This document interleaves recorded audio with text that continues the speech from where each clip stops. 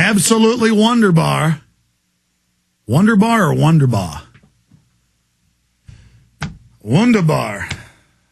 Okay. Wanderlust. Okay, ladies and gentlemen. Richard Belzer, I believe. Belzer. Yeah, I saw this like a week ago. We posted it up on Infowars.com and PrisonPlanet.com. And I keep forgetting to play it. And I wanted to play it just to illustrate. He's a pretty big actor, a big comedian. And he goes on Bill Maher and brings up how the Federal Reserve is the real government, runs it all. And a lot of people have known this, but now the majority know it. The vast majority in every major poll and are angry and want to audit it and want to abolish it. It is the real government. And we are on the path towards bringing these people to justice. I want to play this clip, and then we're going to do a news blitz and then take a bunch of other calls from Ray, Jim, Chris, and others.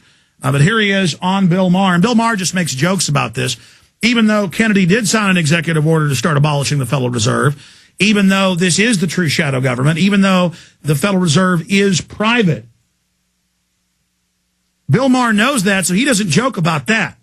The truth is coming out any way you slice it or dice it, but here is the clip.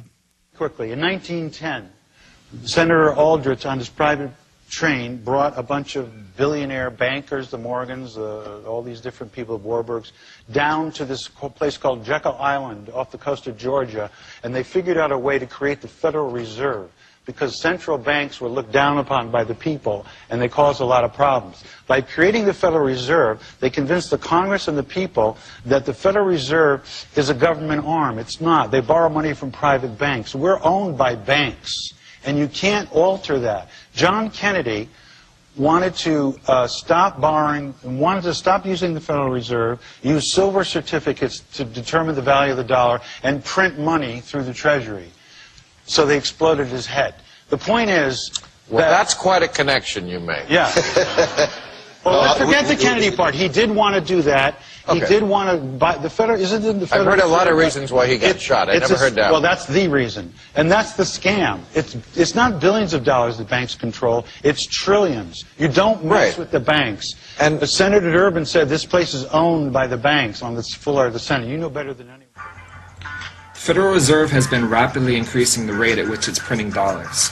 In fact, it took 200 years for the money supply to go from... And the folks at Federal Jack added some of their own comments on that video. I want to do a news blitz, and then, as I said, end the show with your calls today. But before I do that, I also want this hour, I want to tell you about a few of the sponsors that have made today's radio show possible. Then the rebroadcast is coming up with David Ray Griffin and, of course, Lindsey Williams. So you don't want to miss that on this Tuesday, October 20th, 2009 edition.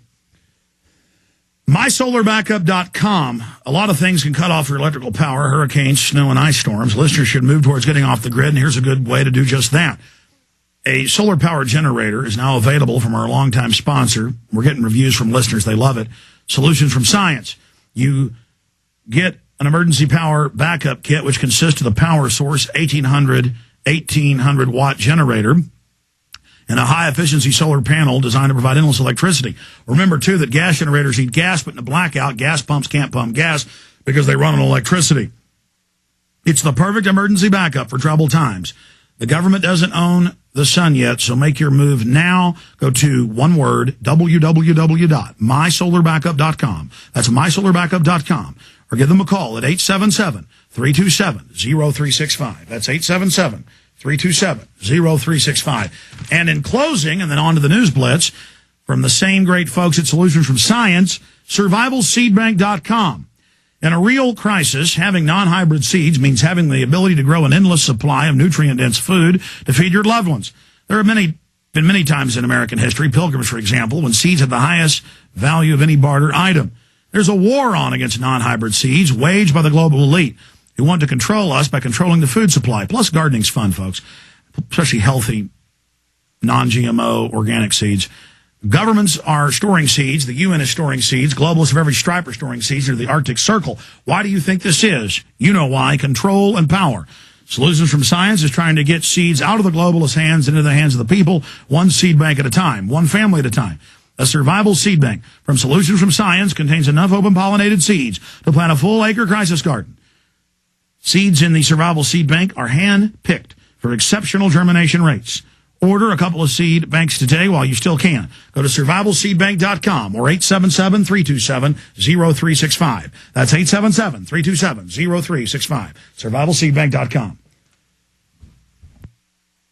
Okay, let me just news blitz some of the news I have here. They've come out and announced what we've known for over a decade, that the Pentagon and the Department of Energy and the Department of Commerce and the Department of Education and Department of Labor and all these federal departments have multi-billion-dollar budgets a year apiece to go out and pay for the scripts to be written in dramas, sitcoms, TV shows, game shows, children's shows especially.